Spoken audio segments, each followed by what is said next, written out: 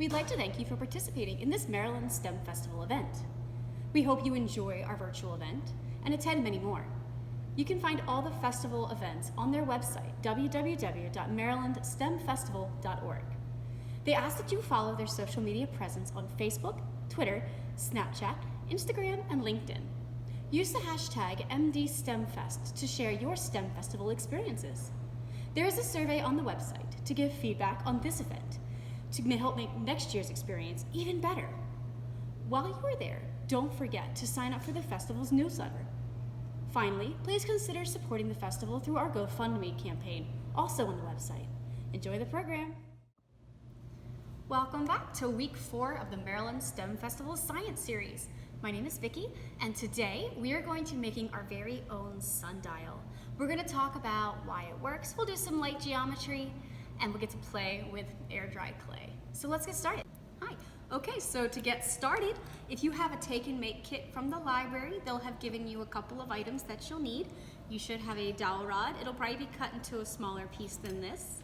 You'll have a little pouch of air-dry clay, and you'll have a Sharpie, and you'll also have a protractor. It's going to be on cardstock because not everyone might not have a protractor at home. We're going to provide one for you as well. You'll need that later. So to start the project, we're going to put everything aside except for the air-dry clay, and we're going to play with Play-Doh. Well, it's air-dry clay. And sometimes you might want to have an adult help you, and sometimes the adults need adults to help them, and that's okay. So you're going to just smoosh it around a little bit, get it all nice and worked. And then the best thing to do to make a nice circle is to roll it in a ball, like this, put it on the table, and smush. And then you'll make pretty much a circle. It doesn't have to be perfect. It can be slightly oblong, and that's okay too, but you want to try to get it so it's about the same thickness. And then you'll probably want to do this overnight, but you'll want to dry it because it will dry. And through the magic of TV, I've already got one dry. Yay! So it is, as you can see, a circle of air-dried clay. What you're going to do is use some scissors from home, if you have the nice strong pair of scissors, and you want to cut your dowel roughly about halfway into the circle. So we've measured it from the center, and now just rotating the dowel slowly, just kind of chomp at it with your scissors, because, okay, my assistant could grab that for me, that'd be great. Thanks! Thank you. So you're gonna take your dowel, and you're gonna put it into the middle, and it'll still poke through even if it's dry, because it's kind of like a foam, which is really nice. So what you'll see when you put the dowel in the middle is that the light will cast a shadow. And if you take a break for just a second, I'm going to change the lighting so we can see that a little better. So we're going to figure out how many degrees are between each line. Degrees are a way you can measure around the circumference of a circle. So this one is going to be our 0, and we're going to figure out how many to do by doing some division. There are 12 hours, or 12 ticks on a watch face, just like a watch you would wear on your wrist. And there's 360 degrees in a circle. If we divide these, we'll be able to tell how many points or how many degrees to put between each line. 12 into 36 is always 3.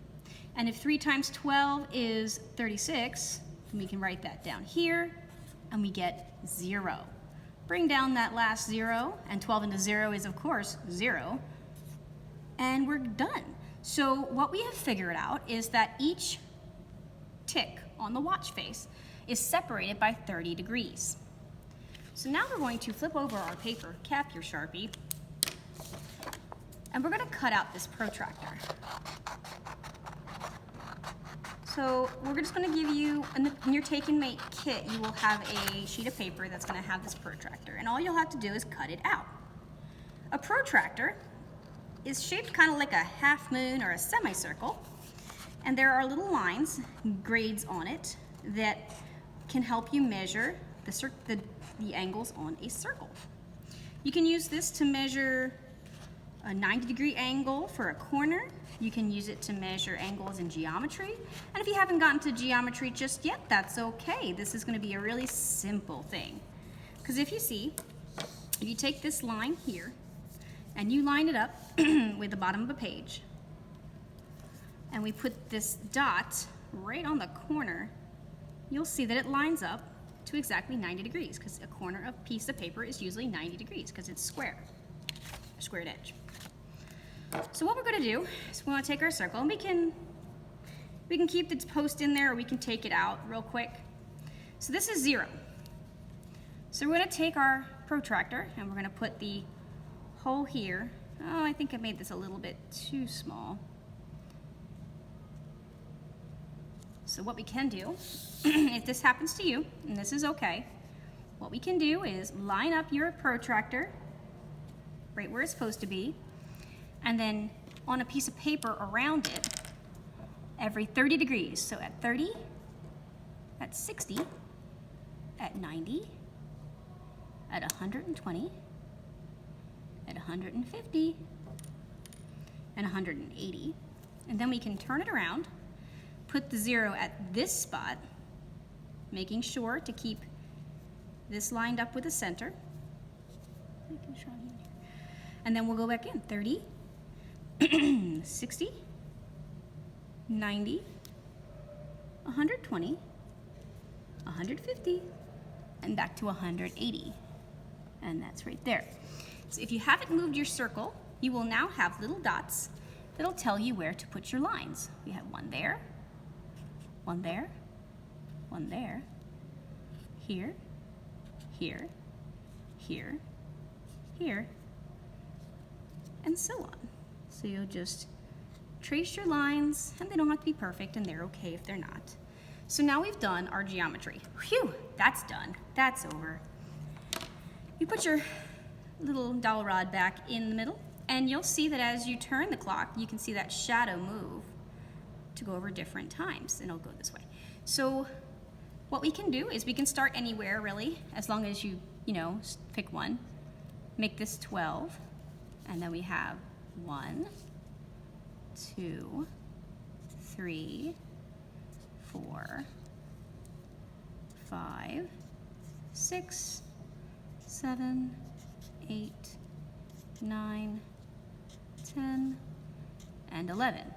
If you like, you can rotate your numbers so they're not upside down at the bottom, and that is up to you. You can do whatever you want to decorate it.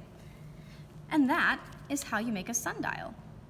And now the next thing we're going to do is we're going to talk about why it works. Let's talk about why this works. Here we have a globe, and the globe is going to represent the Earth as it looks. And it's going to talk, this little stick right here is representative of the dowel rod that is in the middle of your sundial. As you can see, the shadow that is cast by the sun, which is represented by a flashlight, is pointing due north. Something to remember when calibrating or setting up your sundial. You want to make sure that you set it up at noon and that the 12 is facing due north, and the shadows should line up. As you can see, when we turn the Earth, like it does during a normal day, that shadow will move. And you'll also notice when I take this flashlight and I move it, right now it's pointing at the equator. If I move this north to the Tropic of Cancer, that shadow got shorter. And if you move it to the south, it gets longer. The reason is because of the way the sun angle hits the sundial. When it's over the equator, it's the spring equinox. When it hits over the Tropic of Cancer in the northern hemisphere, it's the summer equinox. Civilizations throughout time have used this knowledge of how shadows change through the seasons to be able to tell when it's time to harvest and when it's time to plant their crops. Places like Stonehenge and monoliths in Egypt and Mesoamerica, all over the world, have used this concept to tell time and seasons. I hope you enjoyed this, and I hope that we can see some hashtags and some posts to our social media showing how you made your sundial unique and special to you. All right, this is Vicky signing off. We'll see you next week.